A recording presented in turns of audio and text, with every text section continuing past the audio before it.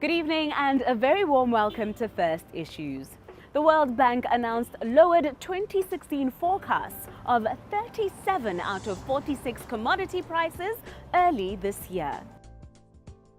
In their Commodity Markets Outlook report, they said all main commodity price indices are expected to fall in 2016 due to persistently large supplies, and in the case of industrial commodities, slowing demand in emerging market economies. In the report, the director of the World Bank's Development Prospects Group is quoted as saying that low commodity prices are a double-edged sword, where consumers in importing countries stand to benefit and producers in net exporting countries suffer. Botswana and its number one commodity, diamonds, have not been spared. Botswana was rocked by what was labeled a downbeat environment in the rough diamond market in December last year, when even diamond giant De Beers said it sold $248 million compared with an estimated $577 million a year earlier, practically half its total sales. Rappaport magazine, the leading publication for the diamond industry, says that although De Beers' sales in January this year jumped to $540 million, Botswana has not bounced back at the same rate, with data from the Bank of Botswana in January showing that the country's diamond exports in dollar terms dived 27% to $222.5 million. To say that the performance of the diamond market is important to Botswana may be an understatement, and it is on that note that we look to Mr. Shoaib Vaej, Portfolio Manager at Afena Capital South Africa, for the Diamond Market Outlook.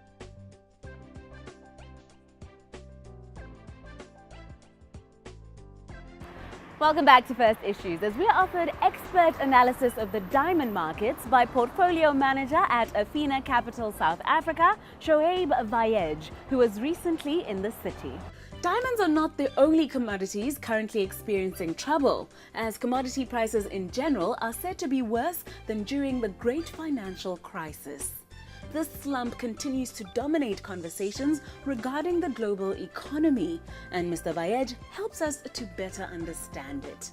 It has been going on for quite a while, but seems to have accelerated into a crash in 2015, towards the end of 2015 for sure. There's three distinct phases that I'd like to talk about. So we had a peak in prices generally in 2011 for most commodities, and since then it's been one-way traffic. The first phase of weakness was typified by a supply response. So that was affected a few commodities where you had larger supply responses, even higher than the demand level at that stage. The next phase then went into a generalized macroeconomic slowdown, which affected demand for almost all commodities. And the last phase, which we saw mainly last year, was quite an abrupt withdrawal of dollar liquidity from most markets, which then led to a crash in prices. As we all know, Botswana's economy is still heavily dependent on its diamond industry. Reportedly, despite struggling to achieve pre-economic downturn figures, diamonds by far outshine any other industry in the country, accounting for 1/3 of GDP, 70% of export earnings, and about 1/3 of the government's revenues. What then should we all understand about the workings of the diamond industry, seeing that it is so inextricably linked to our economic welfare? Currently, diamonds are no different from most other commodities in that they're under quite a bit of pressure from a pricing point of view. The key problems affecting the diamond market and the epicenter of the issues facing the diamond market seem to be in the midstream.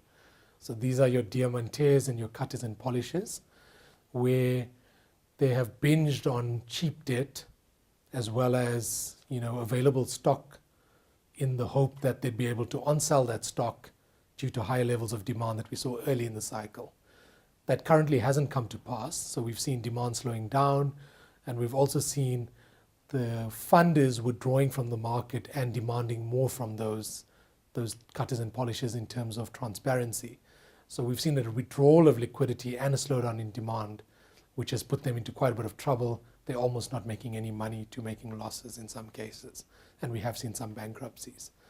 That has now started to spill over onto the rough producers like Botswana and other geographies, where they're now having to adjust their production and sales level to to match this new reality, both in terms of a slowing in final demand as well as in terms of trying to work down this bloated inventory downstream from them. As alluded to earlier, De Beers has now reported 2 successive monthly sales increases, supposedly indicating a turnaround in rough demand since the final months of last year. Can we expect a similar recovery for the local diamond industry? What can we expect going forward after what has been some dark few months? In the short term, there's hope for some optimism and relief. And I say that particularly because we had such a large, abrupt fall off in sales towards the end of last year for diamonds, for rough diamonds particularly. And I think a lot of that was linked to liquidity issues in the market. The contraction in US dollar nominal GDP globally last year shows that the contraction that we experienced in 2015 was on par with the global financial crisis of 2008, 2009. What that chart also shows is that it's unlikely to repeat in 2016. We have had an almighty rally in the US dollar, and my view is that the dollar, at least for the time being, seems to have peaked. Given the slowdown that we've seen in US GDP recently, and given the anticipation that the Fed will take a more cautious path in terms of hiking rates, i.e. less hikes than had been predicted a couple of months ago. So I think with that, we're likely to get a reversal in the carry trade and better liquidity, which will impact not just specifically liquidity in the diamond market, but also final demand for most commodities. When considering the most effective way to improve performance during these trying times, the subject of beneficiation arises. Shoaib says we should not consider this measure as a panacea, as the magic bullet to all our challenges. So I think Botswana is pretty well placed from a number of perspectives. The first perspective is Botswana has been producing diamonds from the 1960s on independence, which makes it a relatively new entrant into diamond production, even though it's almost 50 years. You know, there's countries like South Africa that have been producing for more than 100 years. So South Africa has exhausted its resources, whereas Botswana, I think, still has capability to keep growing production. Secondly, in terms of how Botswana and its operators within the industry are managing the assets, they seem to be quite well managed and efficiently run, which is a combination of how well run they are as well as the inherent quality and endowment of those assets in terms of grade, for instance. So what we find when we look at some of your core mines like Zwaneng and Orapa, Zwaneng is probably the best mine in the world. Despite its scale, it's right at the bottom of the cost curve or on top of the margin curve. So it's unlikely to be very impacted by any slowdown. Orapa lies around the middle of the curve, which should be a relatively well-predicted position as well. So I think Botswana, from that perspective, doesn't need to make too many changes. Secondly, from a regulatory point of view, how you relate to those operators and foreign investors seems to be pretty stable, and that's what investors desire. So I think that's quite positive. What I would caution against is this perception that beneficiation is the panacea, and that just because we have diamonds that we should integrate downstream and become beneficiators of those diamonds, jewelry manufacturers. It doesn't naturally flow in terms of your competitive advantage, that just because you have this endowment and able to produce them efficiently, that you will be a good cutter or polisher. In fact, data that we have suggests that India, which dominates the cutting and polishing of diamonds globally, has costs that are 4 times more competitive versus sub-Saharan African costs. So whereas they able to cut or polish a carat at about $10 to $15, the South African average is 4 times that level. So I would say it would be quite erroneous to follow the example of, let's just say, South Africa, which tried to push the beneficiation in country because there's no transport advantage.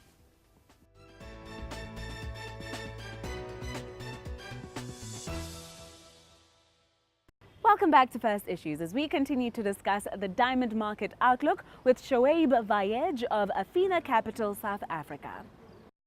The closure of Bearmoney Manufacturing Company and job cuts at Motigans and Leo Schachter may be an indication that Botswana is failing to compete against other diamond trading centers such as Dubai and Singapore.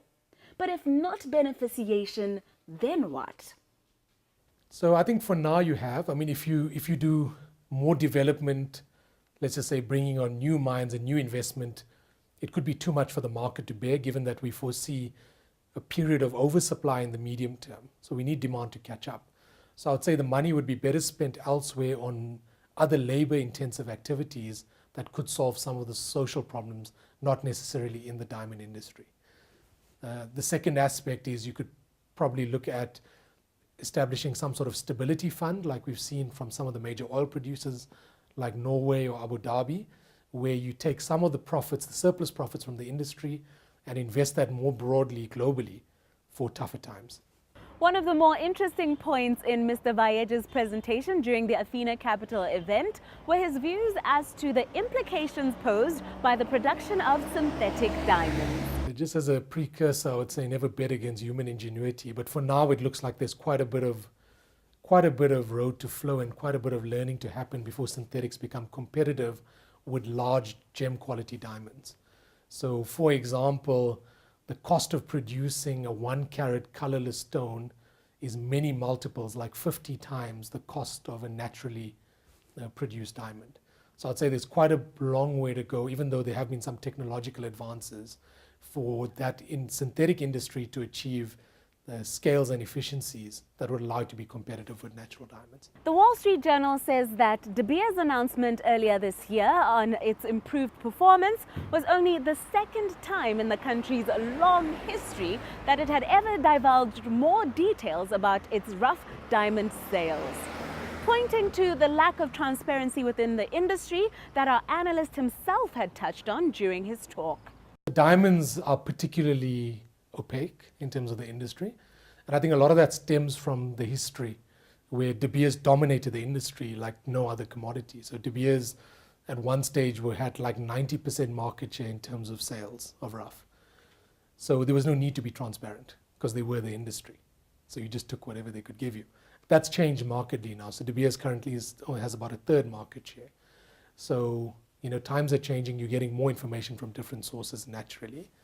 But still, with myself looking across a range of commodities, I still find the diamond industry very opaque. So for example, it's only until very recently, and I mean 2015, that De Beers started giving us sales numbers, like volume of sales, or even being very transparent on site numbers. At one stage, you had to be a paid subscriber to get access to that information. Until a couple of years ago, you couldn't get access publicly for free to diamond price data. You had to be a paid to one of the services to get diamond price data. So I think the industry still has a long way to go in terms of transparency. That's more on the market end. If we look at the midstream, there's also a problem in terms of transparency. So there are insinuations about, one, blood diamonds, inverted commas, entering the supply chain, and secondly, sources of funding coming from illicit sources like crime or terrorism funding being laundered in the cutting and polishing industry. So I think disclosure, both from an accounting point of view as well as from a certification and sourcing point of view, needs to be stepped up for banks and other funders to gain more confidence in that midstream. Having described what he has labeled an opaque industry, what then does he consider to be the implications of this lack of transparency, especially seeing that as an analyst, he relies on this type of information to effectively do his job? At the moment, we're seeing banks generally withdrawing funding from the sector.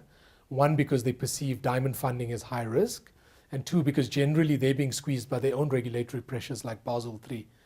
So it could only help to increase the understanding and transparency of the industry to give them comfort in terms of reporting accounts on a globally recognized accounting standard for both the suppliers as well as the funders to gain confidence in the industry and be able to lend sustainably to them. We conclude our discussion with Shoaib at this point, but you can pick it up and carry it on our social media pages, either on Facebook or Twitter, especially after you hear his final point. I think you're in quite a fortunate position in that, as I said, you're relatively new from a producer point of view, although 50 years seems like a long time, you're still gaining share, and the resource is being well managed by your government and authorities, and you find yourselves with a great endowment right at the bottom of the cost curve. So although you will feel some pain, especially more from a price level than a volume level, I think you're much better placed than most other countries globally in this industry. And the last aspect is I'm saying just because you have diamonds doesn't naturally mean you should own the whole value chain or you have any advantage in the whole value chain. I'd rather see the proceeds from this great endowment being diversified into other industries, which will ensure the long-term sustainability of the country.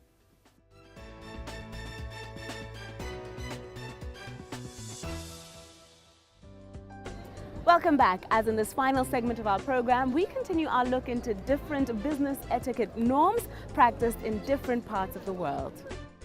The country in focus tonight is our neighbor Zimbabwe, where as a result of years of political instability and resulting economic strife, some have resorted to unlawful activities to survive. But many others have developed a reputation as being resilient, resourceful, and even prayerful. In our region, the title Zimbabwean has become somewhat synonymous with being hardworking. Our intention here on First Issues is not to perpetuate stereotypes, but rather to equip our viewers with the practical tools needed to conduct business in foreign countries and with foreign business people, by giving some insight into the various lenses used to gauge these intercultural interactions. In this globalized age, every single person encounters these types of intercultural exchanges, regardless of how they make a living. And we feel a little bit of cultural sensitivity may go a long way for everyone. Our conversation with Nyasha Mareya, CEO of Loss Management Consultancy International, which operates in Zambia, Zimbabwe and Mozambique, but with headquarters in Botswana, on conducting business in her native country was very informative. As Zimbabweans, Namitso, we have learned to embrace speed due to the business economic environment, which is not that stable. So especially if you're in the service industry, you have to ensure that you are, at the end of the day, still delivering a service that is valuable to the clients due to speed. I'll give an example of when we were operating in a hyperinflationary environment. We are loss adjusters and we service the insurance fraternity. Somebody would insure their product and tomorrow the value of that product has totally changed. So there would be need for the loss adjuster to act in quite a lot of haste to ensure that things are settled within an acceptable period for the insured to get value of their job. So there is that as well. I would say embrace speed if you're working in Zimbabwe. And we also have the issue of infrastructure, where you will find that things are not as they used to be in Zimbabwe. We've got things like power cuts, water outages. Those affect business practices in such a way where you find things like internet facilities that are normally just the norm here, for example, in Botswana. You get them at hyper costs and they're not easily available. Such things affect your service as well. So you need to be able to think out of the box to ensure that the business still survives and you are able to still deliver, because at the end of the day, we need to deliver a service to the client. I would also speak about the issue of credit availability. We are operating more on a cash economy in Zimbabwe, where if you need to fly out to do a job, you need to have the cash in order to do it. So I would say, as you plan for a business in Zimbabwe, plan for a business that is going to be able to sustain itself, because it is more on a cash basis. And if I can give an example of, because we are operating in Zimbabwe, Zambia and Mozambique and headquartered here in Botswana, we've got a situation in Mozambique where the Meticash fell by over 50% in the last half of last year. This had caused us now to try and think of ways to structure our policies such that we don't lose from foreign currency valuations as we try to change into safer and more friendly currencies to use. So that is something that affects business as well. So I would say in Zimbabwe, yes, now we are facing deflation, but there was a time where I would advise somebody to say, seriously think about how to ensure that you don't lose out due to currency fluctuations and a currency that is not accepted outside of Zimbabwe. So for me as a Motswana, looking to network that side and do business that side, how would you advise me to prepare to network and for meetings that side? All right, first of all, I will talk about dress, because your first impression is the one that counts. You only have a second to make a first impression, and that is how you are dressed and carrying yourself. You will find people more formally dressed in Zimbabwe. that is in the office environment, and that is mainly attributable to the weather. You will find them in their ties and in their suits mostly. And Zimbabweans generally embrace foreigners. Once they learn that you are foreign, they are gladly acceptable, and they will welcome. But what I have noticed about Zimbabwe is that in our culture, we have been taught to value knowledge and education quite a lot. So as soon as you walk into the Botswana market, you've got something that you want to share. Before they let you in on their circle, they want to understand what exactly it is that you know about what you're talking about. You need to have your facts on the ground. So I would say don't worry about being welcome. You are going to be welcome, but you need to have your facts on whatever it is that you desire to do business in on the ground. For Zimbabwean entrepreneurs looking to do business in Botswana as you have done, what do you tell them to expect here? First of all, I would tell them that Botswana is not undergoing things that we have undergone as Zimbabwe economically wise. So I would start off with nicely slow down, because there is no need for that speed and that rush. You can work reasonably, wake up in the morning and expect everything to be as it was yesterday. It's a predictable environment that we are working in here in Botswana. And one thing that we have seen is infrastructure is soundly in place. It is a good place to be doing business, and where you want to deliver service, you can deliver, because there are no hindrances to service. We spoke about internet, we spoke about electricity, water, it is all there. So it is an environment where you can, if you are willing to deliver a good service to the clients. There are credit facilities in Botswana. That helps a business quite a lot, especially in the launching stages.